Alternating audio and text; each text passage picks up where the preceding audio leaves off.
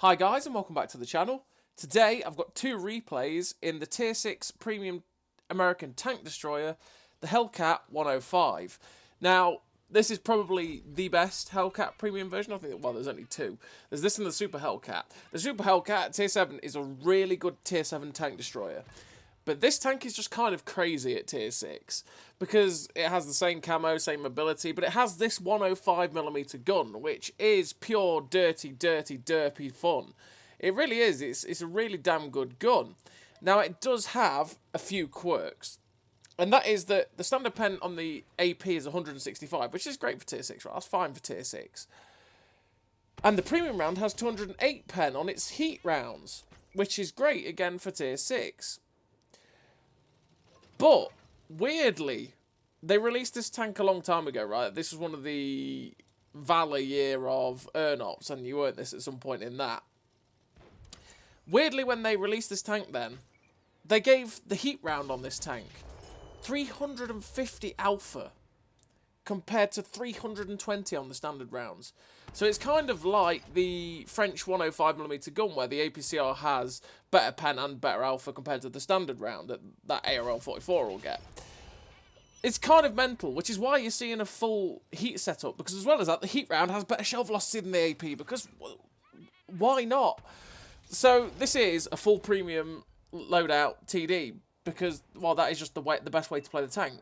You get more alpha, you get better shell velocity, which means you hit more shots, and you kill tanks quicker. And that makes your DPM faster. So, yeah, this tank is pretty crazy. As you're already seeing, you just delete tanks so damn quickly. Add to that, you got 0.37 concealment, which, like I say, it's Hellcat concealment. It's just dirty. You don't get spotted at this tier. You put a camo net on, you put the camo skills on, you have a world of a time.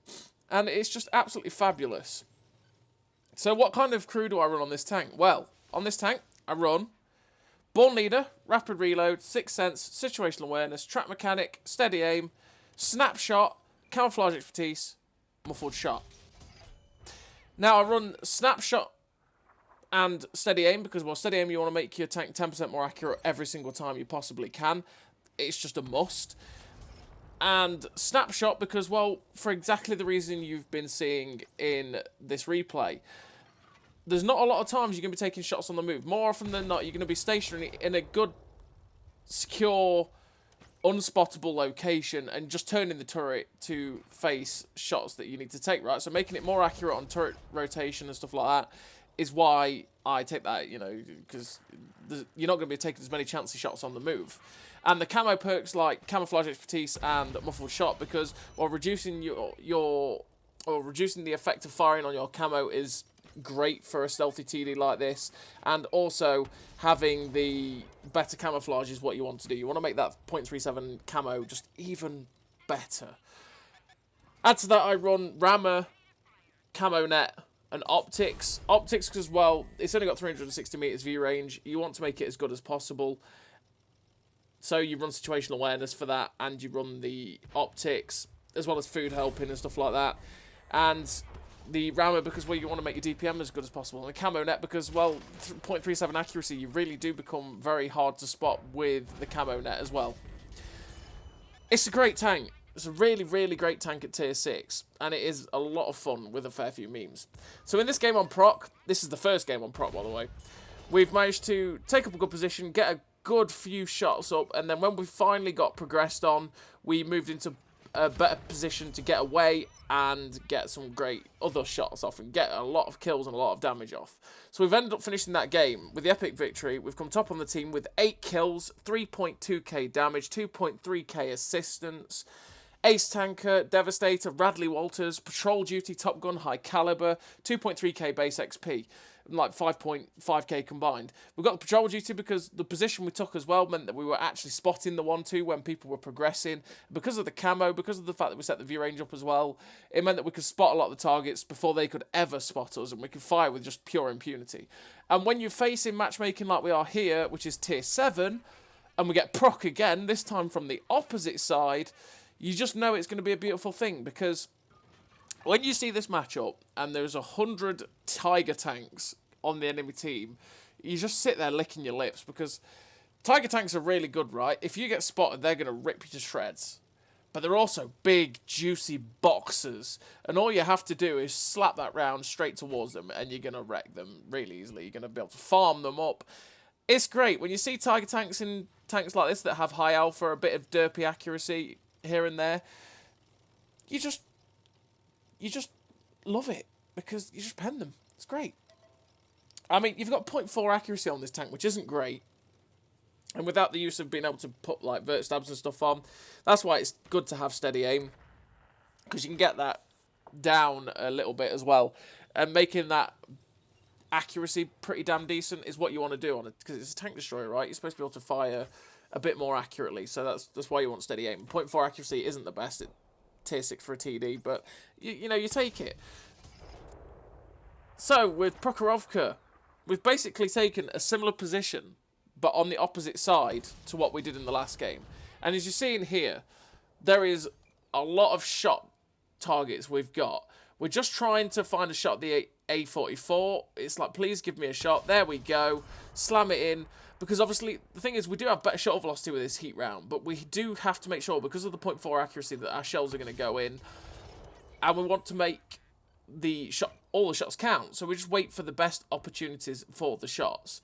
So this rover gets spotted up, and it's like, hello there, sir, I've got to get rid of you, because the light tank is going to be a problem for me as a stealthy TD, because if he keeps running around with his great view range, there's more than likely a case that he's going to get to a position where he'll end up spotting us. He did spot us when we shut him down, but it was worth the risk to get rid of the light tank, because, like I say, the light tank is going to spot you if you take up these aggressive positions. They're the one with the view range. If you get rid of the view range and the spotters, you're going to have a great time when you've got such good camo. So like I say, fortunately enough for me, I've got people fighting the mid-ridge, so I can get my gun into gear and start giving them some juicy assistance. We end up getting a nice shot into the STRV M42. We ended up breaking his engine as well, which means he was dead in the water. And now there's this Black Prince. Now, unfortunately, we take a shot at him, and because it's heat, and because that building was destructible, the destructible building did take the shot. We pop another shot into the A43, which puts him down to a one-shot for us with our 350 alpha, and it's like, please, RNG, give us the kill. Nope, 284, because why not? So unfortunately we don't kill the A43, we end up getting spotted, which is why we angled the way we did, right? When we were up there in that position, we weren't angled so I was frontally pointing on towards where the Black Prince and the A43 were. I was angled down the ridge line, and that is so that as soon as I got lit, I could sprint down the ridge line and get away as quickly as possible. And that way, because of the fact that this tank doesn't have the best track traverse, I didn't have to spend a long time spotted and, you know, get caught out and die. Now, we end up getting spotted because the Black Prince makes an aggressive push. He gets one shot into us, but we managed to get away relatively unscathed. He's made a good push down there, and it's like, right, I've got to get away from that guy. They've still got quite a lot of tanks left. I know there's a fair few things still sitting down that two line, so I kind of want to get rid of this Black Prince because he'll keep lighting us up. It's not what we want, so I'm just going to look for a shot at him. I can't quite see it, and it's like, I can't quite get the shot at this guy. He's looking for shots at me. He's not bothered about the guys in front of him. He was like, I just want the Hellcat 105, which I don't. Fortunately enough, I didn't notice the Hellcat 105 hit there. He ended up missing us, which is great, which saves us on the hit points. We shut him down, and now there's this hammer. And like I say, we love Tiger tanks in this tank because they're just so juicy and easy to pen. Unfortunately, we didn't roll for our alpha there, but we're going to shut him down, which is great. And that was where our camo was helping us a little bit. We ended up getting spotted when the Black Prince re-crested on the ridgeline, but we could stay unspotted and then get to finish off that hammer. We get to finish off the SU-100 as well, which is great. We get a nice shot into the side of the Black Prince and damage his engine. He's now a one-shot for us, which is great. Like I say, this Black Prince is a problem. We want to get rid of this Black Prince. So what we're going to do is we're going to kite him. We're going to go round, aim to go round to about B2, B3, and get up along his side and slam a shot straight through his side to finish him off, because he's going to be stopping us doing what we want to do. And I'm hoping with the good camo of the Hellcat that he's not going to spot us. But unfortunately, there's going to be a little bit break in the bushes. He's going to push up at the wrong moment. And we get lit. And it's like, well, our stealthy mission here is gone. We wait for the shells to be aimed in. And unfortunately, it derps and misses. 0.4 accuracy coming to get us. I do know, though, I can take another hit off him. He ends up missing us, but we do shut him down, which is great. The artillery misses us, and we just push forward. We push forward, and it's like, oh, no, that's a VK. Oh, no, he can see me. I'm spotted. Okay, good enough. Aim the shot, miss, because 0.4 accuracy. We should have just waited a little bit longer, and we could have shut that VK down, which is going to haunt us a little bit later, as you'll see. Unfortunately, we couldn't get the kill on that guy. So, I'm going to go back up to the position that I was using earlier on, because we have the stealth, we have the view range. I want to move up along this top ridge line and use the bushes. I know there was a nashorn down here. I know there was some other stuff down here. I don't want to get caught out by them. So, we're going to gradually move up. We're not going to push it too soon, because, well, if we get spotted, we're probably going to die, and we don't want that. So, it's just steadily, slowly but surely moving up. I thought I saw a shell tracer of the artillery down there, so we popped a shot and we missed. We didn't hit it. I was probably seeing things. We switched to HE because I realised, yeah, it's probably the nashorn, and if the artillery gets spotted, well, I can pen the artillery with the HE and shut him down in one shot, which is why we've got it in. But here we go. We're going to slowly progress into the bushes. So we're moving to bush 1. Then it's like, okay, bush 2. Here we go. We're going to stay here and see if anything gets lit. Fortunately, none of the T-34-85 gets lit, so we shut him down with the HE. We didn't need to pen him with the heat. We only had to splash him to finish him off, which is great. And now we're going to move forward again. You just saw an APCR shell whiz, and it's like, okay, that thing spotted us. It's the nashorn. This is why we wanted the HE, because we can guaranteed kill this guy with the HE, and we don't have to, like, hope that RNG loves us. HE shuts him down, which is great. Now there's the M12. It's like, hello, Mr. M12. Just let me aim my gun. Finish him off with the HE. Now there's 2 tanks left. We load the heat round so that we're ready for this target that's somewhere, or the Tiger tank that's left. And we're just going to try and get into a position to get shots at him. He gets spotted under the bridge. It's like, right, okay, I've just got to use this mobility to get anywhere near. I want to get up on top of this little ridgeline over here so that I actually have the elevated shots. And because of where he is and the tight shot we have, I'm just going to have to wait, chance it that no one kills him, wait for that aim in, and then we get to finish him off. So unfortunately we didn't get any more damage on him, but we did get the kill. And we finished with the 5k damage, 657 assistance, 9 kills. 9! Imagine if we'd waited on that VK, it could have been a pools.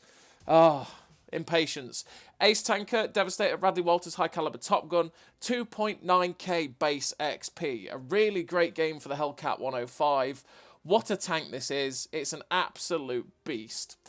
So as always, everybody, thank you very much for watching. I'll see you next time.